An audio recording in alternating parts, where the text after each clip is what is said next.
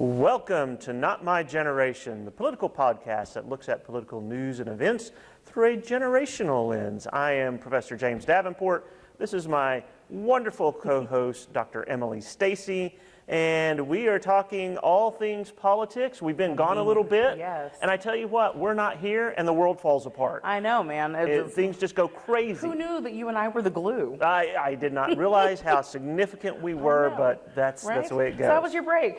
It was, it was a break. Right.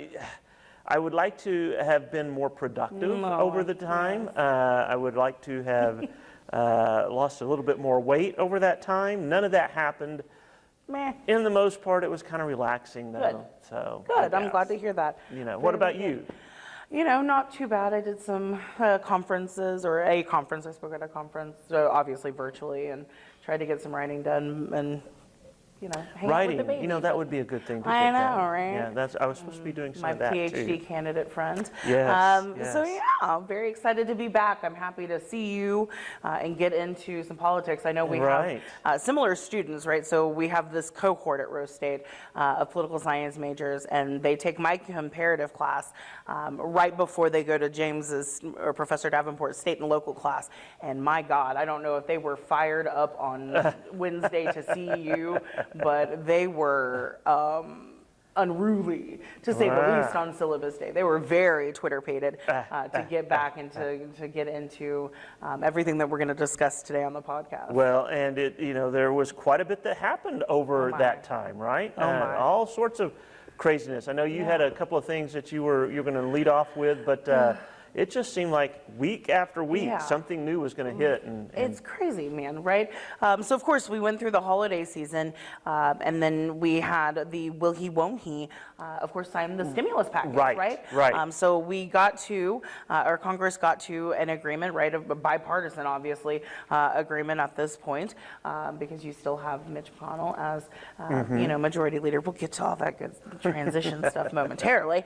But very interesting because Trump decided he was going to change his tune. He had his administration, right, the Treasury Secretary, et cetera, help to negotiate the stimulus package that he eventually signed reluctantly. But there was a good couple of days, almost a week, where he touted and asked for them to go back and raise the amount to $2,000. That's right. And my understanding is it was largely due to reticence on the part of McConnell and the Republicans that didn't occur, right? They were like, this is what we passed, right? And you need to sign that, right? It's very interesting, I think, and I don't know, because Professor Davenport is much more the economist than I am. Certainly, the money does not reside over here, children. But I am interested in my kind of pontification that if Trump had touted that $2,000 before the election, it would have been a much different story. It could very well have been, and it could have been a change. And so up front, right, we made some predictions back in December. My first one out of the gate went down in flames. Oh my! Right, just went down in flames. But I think that issue hurt those Republican candidates as well. Yeah. Not to mention that you had Trump operatives running around down there telling Republican voters, don't show up and vote because this election's rigged too. I mean, talk about undermining. That's a hard sell, dude. Yeah. That's a hard sell. Once you come through, the 2020 election, you are fighting, 61 lawsuits in the end to lose, Georgia in particular, 3 or 4 different times as the Trump campaign. And then to, roll around in January, kind of like I said in December, and, think that these Republicans are going to rally for you. That's difficult. That was a hard sell. Now, and one of the things Biden has said that they're going to work on is coming back and getting to that 2,000. Yes. Right? And yes. so there's discussion now that will be part of the early rollout. At some Yeah, point. and you're already hearing Republican pushback from that. I saw a tweet last night from who else? Susan Collins, who can never make up her mind, notoriously, senator, and she has said, well, you know, we just passed this very large stimulus package. I'm not sure about this other very large stimulus package, right. but I'm happy to entertain, you know, I'm happy to listen to the proposal. So you're already seeing kind of foot dragging on behalf of the Republicans, but it doesn't really matter, does it? I don't know. In the end, legislatively, does it matter? You're right. That was my question, James Davenport. The Democrats are going to have the Congress, right. A narrow majority. What's going to be interesting is to see, if some Democrats like Manchin from West Virginia, right. maybe one or two others, defect a little. But you may have a couple of Republicans that defect too, right? And so you've got a Romney, you've got a couple of different players that could definitely move in the opposite direction. Yeah.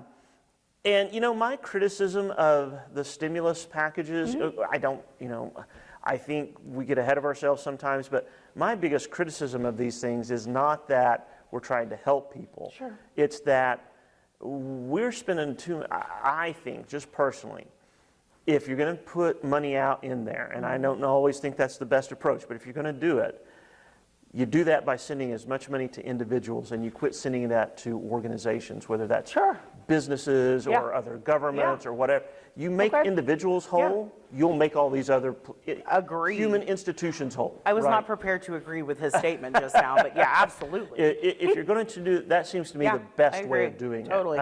We're hearing so much PPP fraud, or from the earlier stimulus package, and I mean, it's gross. And I think if especially people now, if you want to get down into it, right? There are people in situations like my family is. Sure. We have not suffered tremendously from COVID. Thank goodness, right? We haven't lost hours at jobs. These types of things. Knock on some wood. Right now, if enrollment, but we'll leave that for another discussion. but we haven't suffered. Right. Families like ours don't necessarily need this extra money from that. Sure. If we wanted to be really targeted, and we would devote that to people who we know have actually been impacted. Right. Sure. But if we're not going to do that, if we're just going to send it to people, send it to people, those people will do what they need to do with that money, and it will make everything else automatically going to help the economy. I agree. So. Yeah. Like I said, I've been really shocked, and I think I'm sure you have as well, hearing people like Tom Brady and his foundation receiving money from the first stimulus package. Right. I mean, it just hits you. Yeah. That's money that could have been spent on gloves or masks or, as you said, helping actual folks pay their rent or whatever it is. Yeah. So, and then you don't need some of these other things, right? Right. We know, right? So we put a moratorium on, evictions, and that sounds really good. But a lot of people who are landlords are not super wealthy people. Sure. And you're costing them. And so, but if you just had put that cash in the hands of the people who needed to pay their rent, you don't need this other law that's going to cause harm in some other area, right? Yeah. So I think, just for me, and that's just the way I view it, that it would have been a better plan to just say, here, how much are we going to spend? And we're going to send that to people, right? And let those people take care of themselves. I agree. Yeah. That's interesting. Not where I thought that conversation was going to go, but very interesting. So what Davenport has not directly said, his first prediction went down in flames, is that the Democrats did actually win both Georgia seats. Both seats, right? So my prediction was that John Ossoff was not going to be able to hold off Purdue, but what the magic that happened. So where I was ultimately correct, obviously, was Warnock, but where I was ultimately correct was the mobilization of African American voters and youth voters. You had mentioned that's that what was going drug to be Ossoff over the line, right? I think that those folks in November, they either didn't vote for Ossoff or they had other choices. They had an independent on the ticket as well. Right. And so that drained Ossoff. But whenever it just came down to Perdue versus Ossoff, those folks really understood that it was important to vote and not to just leave that blank. And that really did drag him over the line. And so he becomes, I think, the youngest senator in our history. He's 31 years old, which is, I mean, making me feel a little shamed. I had my PhD when I was 31. Bygones. It's okay. Hey. You know, but it's exciting to see, right? So I preach millennial politics, right, or generational politics. It's really critical for me to convey to my freshman students that really politics in America is not so much focused on red versus blue anymore. These political parties, and of course your news media that makes money off of the consternation in between them, it really matters less and less to the younger generations. We look at issues, we look at candidates, and we vote like that. And it has become very difficult for both the Republican and Democratic Party to put up candidates that we actually care about and that care about our issues. And so to see Ossoff win, and already he's getting a lot of hate for being, you know, so young and, you know, how is he going to be effective? It is a testament, number one, to millennial politics and youth politics that he's even in that seat to begin with. But don't discount him, and don't discount his perhaps association with AOC and the squad. This is exciting for me. I am excited to see new blood, fresh blood, whether it is, you know, Democrat or Republican. I like the idea of younger politicians coming in and actually serving the generations that are becoming the largest portion of the electorate at this time. So, yay generational politics. And rightfully so. You know, Democrats are very pleased that they did this, right? Just a word of caution, you know. Republicans and Democrats do this alike when they have an election like this where they are able to swing things. Yeah. A lot of times they tend to overplay their hands. Oh, for sure. And the midterm election does not go as well. Sure. And I'm not predicting that. We're not making predictions yet. I'm still suffering from my poke in the eye on this one. But you know, a lot will hinge on how Biden approaches. And we've talked about this before. Biden tends to be more of a centrist as opposed to... Right. So this was one of my other predictions that I'm pretty sure is going to happen too, right? So we'll see how that plays out. This gives him so much ammunition, though. He's a one-termer. We both know he's a one-termer. This is setting up Kamala Harris for 2024. Already, he's made science a cabinet position. He's made climate change a cabinet position. These are pretty sweeping moves. You know, the most diverse cabinet and administration so far in terms of representation in history. I don't think that Joe Biden has any political. I can't say that word on the podcast, but I don't think he has any cares at this point. And so I honestly think that this administration is going to be a lot less centrist than people voted for. It will be interesting to see how that plays out. I'm less, I wouldn't say, I would say I'm less positive that will be the case.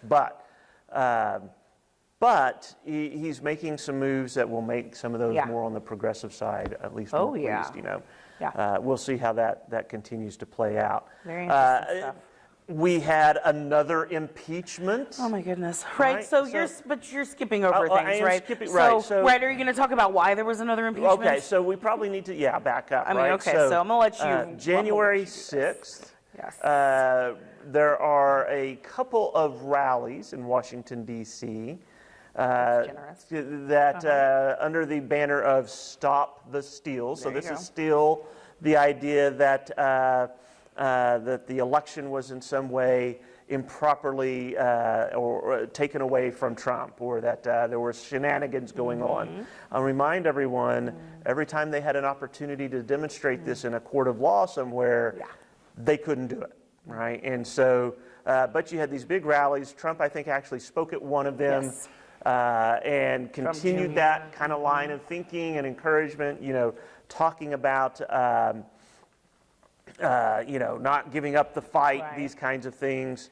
And then the rally moved from one portion of D.C. to another, and then into the Capitol. So it started around the mall area, and then they kind of marched over to the Capitol building. Pause. Because, right, it moved, right, because Trump kind of put it out there I think that he we said, should we march over follow there. me to Right, the Capitol. right. So And I just needed to yeah, put that out there. So I couldn't remember if, Yeah. if it was planned already or if that was kind of a Yes. spontaneous thing that. Right. But anyway, so they moved to the Capitol Mm-hmm. building, and then the craziness begins, right? Yeah. And you have people who are breaking into the Capitol building, taking over, using force. At least one police officer, maybe two, were killed in this process, Capitol police officers. Yeah. There were a couple of other people who were killed during Total this of process. 5. Yeah. You had people breaking into Speaker Nancy Pelosi's office, taking Yeah. selfies. You had them on the Senate and House chamber floors at the dais, taking pictures, Smoking marijuana, smoking trashing the cigarettes. building. I mean, it was pretty ugly, and the Capitol Police was not prepared, and there was some discussion about why they Yeah. were not prepared for Right. this, right? But they were clearly not prepared. Neither was the D.C. National Guard. Yeah. It took them what everybody agrees was way too long to be able to respond to help provide assistance in that. That was a chain of command issue. And it was very much that. So, but it was very, very ugly. Very. What occurred there, and attacking and you had people using terms like insurrection. You had people doing like a coup, these kinds of things. Sedition. I don't throw those words out lightly, but let me say they certainly were attempting to interfere with a governmental process, right? Because at the time that these people were moving on the Capitol, you had Vice President Pence in that joint session of Congress opening up the votes and basically reading them off, right? Missing these folks. And you had people in there who you had zip ties. They were planning on capturing Hostages, some members of Congress if they could, right? Yeah. Arms. And there were blatant threats about killing the vice president because he was not going to back up Trump and dispute some of these votes. Yeah. And quite frankly, some of Trump's comments prior to that could lead people who are already in this frame of mind to think that would be the thing to do, right? And this is what led to the impeachment, right? Is that, and it wasn't necessarily Trump's specific comments on that day, but if you look at from the election time, he has continued to build this case that we now know to be a false case. Right. And I had someone I was talking to him the other day, they're like, well, do you think he really believes that this? And I don't know if he does. And for this point, it doesn't really matter.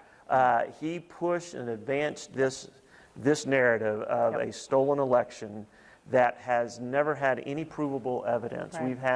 And we talked about this before, every election that occurs that involves large numbers of people, you're going to have incidences of fraud, illegally cast votes. That occurs in every election. But what they were saying was this time it's different because it was significant enough to change the outcome, and they could never establish that in any of the states that they challenged. And they had Republican officials in places like Georgia, in places like Arizona, who got intimidated, who were in charge of the election process in those states, saying no, this wasn't. And there was a phone call that came out that Trump made to I think the Secretary of State of Georgia, saying, "Well, could we find me, a few thousand more votes, kind of a thing." Just 11,781 more. And so his continuously pressing this, when this riot broke out. I think people trace back this whole narrative and the way he advanced this and said he bears some responsibility for this, right? Yeah, I'm not sure how we don't come to the agreement that there is culpability there. It was a hard day. I don't know where you were on January 6th. But I, of course, am a political scientist. I am a nerd. So I was consuming them voting, right? I was watching the vote as it happened. So I'm watching these folks break windows like in real time. I am watching and listening to their words. I'm the paramilitary. These folks were some of these folks were extremely organized. Yes. Yes. I mean, well, it's it terrifying. It has come out that they had been organizing for months for this kind of a plan of yeah. action, right? I was disheartened. I was just kind of shell shocked. I couldn't imagine watching a Confederate flag being roll through the Capitol. Yeah. I mean, it was painful, and not just for the disrespect, but it's so painfully obvious that these folks don't know what they're fighting for. Right. And so it's just this blind rage, and it's upsetting. And I'm convinced that some of them, it was just the opportunity to be destructive. Yeah, I agree. And totally agree. Listen, this is not dissimilar to some of the events that happened over the summer, where you had people who showed up at some of these rallies protesting, injustice, racial injustice, and the death of George Floyd, these kinds of things, who were there simply to make trouble and did the same thing, right? Yeah. But in this situation, they're attacking a process, and they were deliberately attempting to prevent this process of certifying these votes, of Congress certifying them, and us allowing that, again, that peaceful transition of administrative power that has been kind of the hallmark of the American process. Absolutely. So it was very, very disconcerting that we saw that happen. And I agree with you that there were elements in there that had been planning this. We've seen this using, either social media or dark websites or whatever to make a plan on this kind of run. And that got everybody nervous about the inauguration. Absolutely. Right? So the inauguration occurred from the time that we're talking to you now, 2 days ago. And we had large numbers of National Guard presence out there. You're a little, obviously, a bit older than I am. Just a tad. You've seen a few more inaugurations than I have. Is there one that comes to mind that was as sterile as this one? This one felt very somber and different. Not that I can remember, right? And usually it's a very celebratory event, right? And even if folks didn't vote for the inevitable winner, it's a celebration of America, typically. Right. And you don't get that feel from this one as much.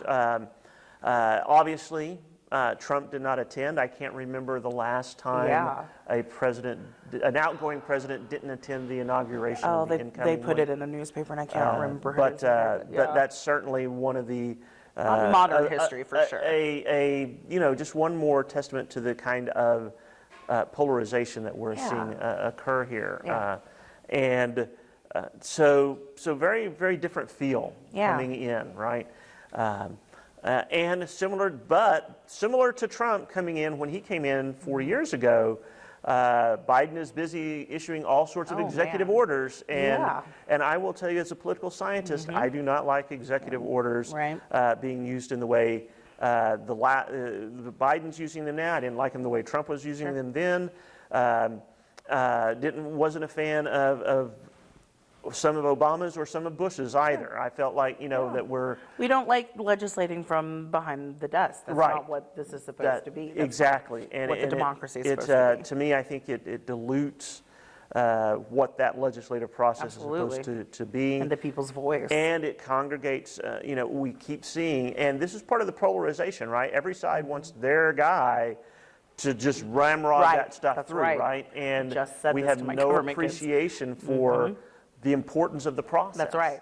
Only whenever it's not your guy, you're like, oh no, don't do that. So Yeah. Republicans have all of a sudden refound their issues of fiscal responsibility, and all of a sudden we're worried about the national debt, and oh man, tables have the last 4 years, none of that's been a priority, and now all of a sudden we want to talk about it again, right? And so to say that there's a certain amount of hypocrisy running through Washington, D.C. is maybe a little understatement. A little bit. But listen, there's going to be a lot of activity. Biden has promised a lot of activity in this first 100 days, right? There's already been tons. And one of the disturbing things that came out just in the last week was the lack of vaccinations that were promised, that were the President Trump administration told governors, get those vaccinations out. We've got more that we will send to you, and turns out they didn't. Yeah. That was shocking. That is highly disturbing. So what if he had won? Right. We don't know what, and so Biden now is having to try to figure out how to deal with this issue. Because of course he's made the promise that he's going to vaccinate 100 million in the first 100 days, correct? Right, something like that. Yeah. Right, and so we'll see how that plan goes. Yeah. I think everybody wants that to be successful, right? I don't think there's anybody out there, Republican or Democrat, that says, no, Biden's president, so I hope he gets overwhelmed with COVID, right? I don't think that's really what we're talking about. But he's got some challenges to deal with. Yeah, the Simpsons meme has been rolling around Twitter. Lisa Simpson becomes president, and we've inherited quite a budget crunch from President Trump. That's all I've been thinking about this week is, what the administration, whomever was coming after Trump, what they were inheriting, and it's the scale is massive. Foreign policy is certainly concerning. We had the first suicide bombing in Baghdad in 3 years on the same day as the inauguration. I mean, so as Professor Davenport said, Joe Biden and the Harris administration certainly have their work cut out for them on so many different fronts. One of the things that Biden has done has been rolling back some of Trump's executive orders on immigration, right? Eliminating the Muslim ban, these types of things. And listen, again, you can, you might agree that should happen, but I didn't agree that Trump should have been issuing those executive orders. If you want to do that, go through Congress to get that done, right? Now, the fact that it was an executive order, and I agree with this, I saw the analysis of this, the fact that it was done by executive order certainly gives Biden the ability to repeal that executive order, right? And that's something that I think a lot of people don't understand. Executive orders are not like laws, right? If an executive order is executed by one president, then following president can come back and just repeal it. Yank that away. And that's the way it works. And that's the downside of trying to govern via executive orders, and you don't have that permanency that you get by legislation passed with Congress. Which is good. Yeah, right? No, that's exactly right. The framers set it up. In many cases, that's exactly right. If you have one that is issued that you don't agree with, the fact that it can be easily rolled back is a good thing. But just this kind of governing via executive order, I think, is problematic. I agree. I hope that it does not become, the new wave of politics. But it certainly seems to be more common. Right now, it seems like that is how we want to do things, and I think the polarization that we see contributes to that. Sure. When a president can't get what they want through Congress, we say, well, then just go around them. Right. I'm going to do what I want. So, one question, because of course we started, this whole segment, or this whole 20-minute diatribe about impeachment, right? We kind of went all the way around it. So I am curious what you think will happen. Do you think that he gets convicted in the Senate? This is going to be interesting. So in this impeachment of Trump, unlike the first one, you actually in the House had some Republicans vote in favor of it, right? Not a whole lot, but I think about 10 or so. Yeah, roughly. We know you had one Republican vote for impeachment the last time. That was Romney. I'm going to assume you can count on his vote as well. Sure. He didn't mince his words. Interestingly enough, McConnell is. And so what I have been reading is McConnell would like to exorcise Trump from the Republican Party. And so I think, he's going to be telling Republicans, if you want to vote for impeachment, go right ahead. And you might see him cast a vote in that direction I agree with as that well. Wholeheartedly. So you still need, right? So you've got to have 67 total votes. That means Democrats need, there's 50-50 senators, so you need 17 Republicans. I still think that's a tall order. It is a tall order. But I think you're going to see more than you might expect. I agree. So I think it'll be close. Yeah. I think it will be. Man. And it's going to be very interesting. Obviously, Trump's already out of office. Right. But what this could do is prevent him from seeking office in the future. And it also precludes him from receiving monetary, like retirement, doesn't it, pension? It could, right? It depends on how it does depend on how it's, absolutely, it could do that as well. So interesting stuff. This year is not apparently going to let up. It feels like 2020 Part 2, and no, Dr. Stacey's already tired. One of the funny, kind of the humorous, not humorous things I saw on social media was this meme that said, 2020 said it can't get any worse than me, and then 2021 said, here, hold my beer, right? And so the craziness is not letting up anytime soon. I mean, the first 3 weeks have been wild. I am hoping, the last couple of days of Biden and seeing, press briefings and kind of just the mundane normalcy of what American politics used to be has been refreshing. Hopefully it will. Hopefully we'll see more of that, right, as we go through. He did get a little testy with a question about the vaccination thing. So there was a reporter. A reporter looked at the numbers, right, of what Biden was saying, and noticed that. And I think this was a reporter from CNN. I don't quite remember, and said, well, these numbers don't seem to be significantly higher than what were already projected under the Trump plan. And Biden got just a little snippy with him, just a little bit. So. So we'll see how that all of this plays out. Yeah. We're early on. There's going to be a lot of activity. The first 3 to 4 months, there's always a high amount of activity for incoming administrations. Sure. You're going to see Senate approval of confirmation of cabinet officials, these kinds of things. So it's going to be a lot going on. And again, as a political scientist, I love all of this activity. I want to see that stuff happen. Yes. As a citizen, I'd kind of like some peace and quiet. Right. Well, hopefully, if they do it, in the way that it's supposed to be done, we'll still have that peace and quiet because we won't have to worry about, It'd be nice. What the president's going to say, or insurrection, or nice, whatever. It'd be nice to have a few days in which maybe the president isn't even in the news, right? Right. I don't have to worry about. Yes, exactly. It would be. It would be nice. That would be pretty good. Well, what else? Anything else that you want to? Man, I don't know. I think we've covered almost a bunch everything. Of stuff. Yeah. And we will be following along and talking. Hey, listen. In a month, the Oklahoma legislature is going to be firing up, and we're going to have some fun talking about all the things going on there. And some interviews, I'm sure. Will the governor, repair his relationship with the legislature? That's my prediction. You had some fault lines that were very clear last year. I think your governor is probably a one-termer too. It will be. I think it's going the way of Trump, but that'll be a Dr. Stacey prediction. The question will be, will he go? Will it be a Democrat that defeats him, or will it be a Republican in a primary that defeats him? It'll be interesting to see, right? It'll be a primary opponent, and it'll be delicious. We'll stay tuned. Thanks for joining us. We will see you next time. If you'd like to contact us, suggest an idea for a discussion topic, or give us some feedback, you can reach us at notmygeneration@raider.rose.edu. And we will see you next time. Bye.